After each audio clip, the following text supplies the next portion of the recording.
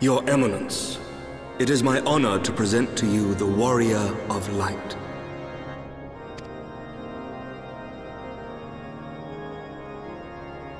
I have heard the tales of your many grand endeavors. The Lord Commander has also been most effusive in his praise. I am Thordan the Seventh, Archbishop of the Ishgardian Orthodox Church, and I bade you come here that I might offer my personal apologies. You will forgive me for not calling upon you as courtesy would dictate, but as you can see, my more sprightly days are long behind me. But I digress. Your companions were wrongly accused of heresy and subjected to gross indignities. This, I am sorry to say, was the result of negligence on the part of our nation's protectors. Negligence born of an excess of zeal. Is that not so, Sir Zephyrin? Yes, Your Eminence. Regrettably, it would appear that we of the Heaveansward were in receipt of erroneous information.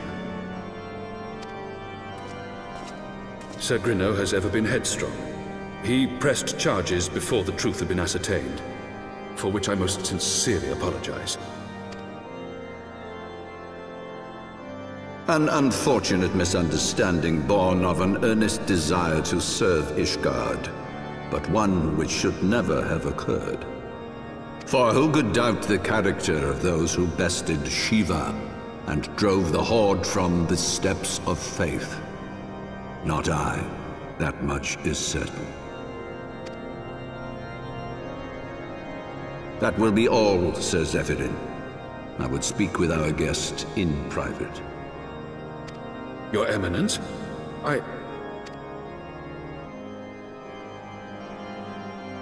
As you wish, Your Eminence. That will be all for today.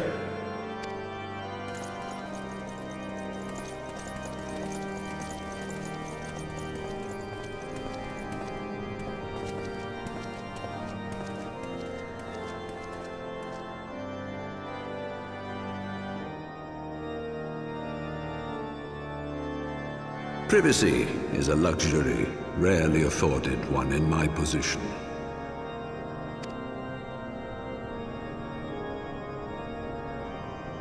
Now tell me, young lady, what do you know of the Ascians? Much and more, I shouldn't wonder, being the bringer of light. You should know that I myself have met with them, have entertained them as guests, even. Those harbingers of chaos and strife offered us power that we might continue our war against the dragons.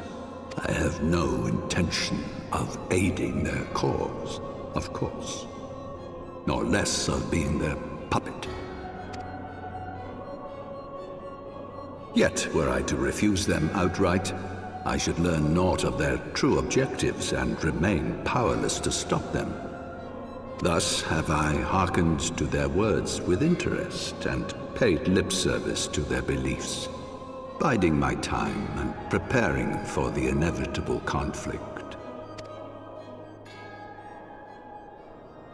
And why do I tell you this?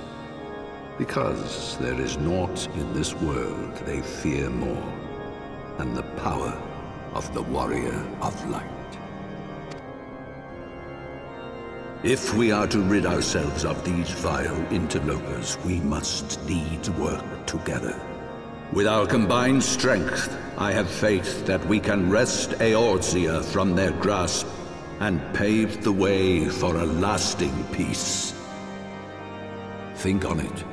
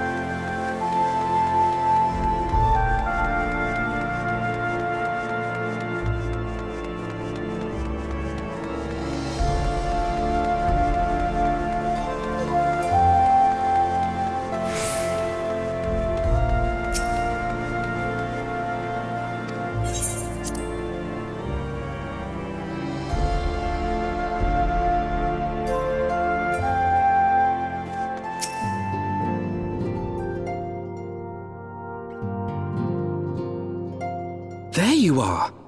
I confess I was more than a little concerned when I learned that you had been summoned to the vault. What did they want with you? Well, well.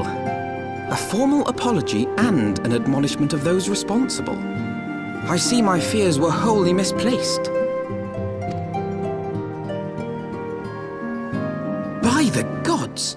The Archbishop freely admits to consorting with Ascians. So, their ambitions extend to Ishgard as well. We will have new primals to contend with ere long, of that you may be certain. 'Tis but a matter of time. Yet shorn of the support of our missing allies, what can we realistically hope to achieve? In the midst of all the excitement, I completely forgot to tell you. When I was asking around about the Scions, I heard the most awful rumor. General Reborn is to be executed for crimes against the Sultanate! If the Flame General dies, we will lose a staunch ally, and the one man capable of holding the Sultana's assassins to account. Lord Orchiphon was wise to counsel restraint, but this business will brook no delay.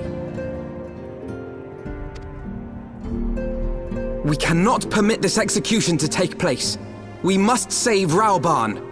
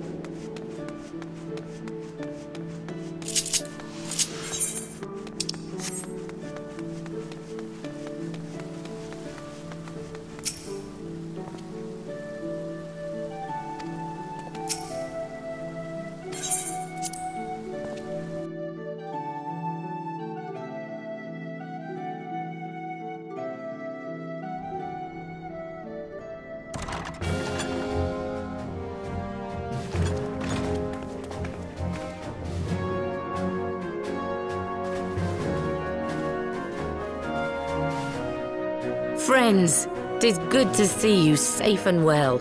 I will admit I had not counted on you seeking, let alone finding refuge within the Holy See, but full glad was I to learn that you had. Thankfully, we had allies there who took us under their wing. And theirs was not the only aid we receive, I suspect. When we fled Uldar, we fully expected to become wanted men, known to all and hounded at every turn. Yet that did not come to pass. On the contrary, 'twould seem the charges against us have not been made public. Might we have you to thank for that, Admiral? Sharp as ever, Master Elfino. On Marshal Terrapin's urging, the Elder Seedseer and I demanded that the Syndicate suppress news of the Scion's alleged crimes until such time as irrefutable evidence could be found. Our argument was simple. Lacking proof, to accuse the saviors of the realm of so unlikely a crime would have the people up in arms. In their wisdom, the Syndicate agreed, as you yourself have seen. There is something you should know. Some few days prior to the banquet, the Elder Seedseer and I were summoned for a private audience with the Sultana. There, she revealed her intent to announce her abdication, that she might pave the way for the establishment of an Uldan Republic. What? But such an announcement would have plunged the entire nation into chaos. She was well aware of that. 'Twas for fear of what might ensue that she summoned us. Her Grace wanted the Elder Seedseer and I to lend Raubarn a helping hand, you see? To aid him in preserving the peace during the transition. So, having somehow caught wind of her plan, Lolorito and Teleji plotted the Sultana's assassination in the hope of maintaining the constitutional status quo. But they must have known that her death would sow as much chaos as her abdication. Chaos from which Teleji alone might feasibly stand to profit. Surely Lolorito would never knowingly... Could it be? I dare not hope.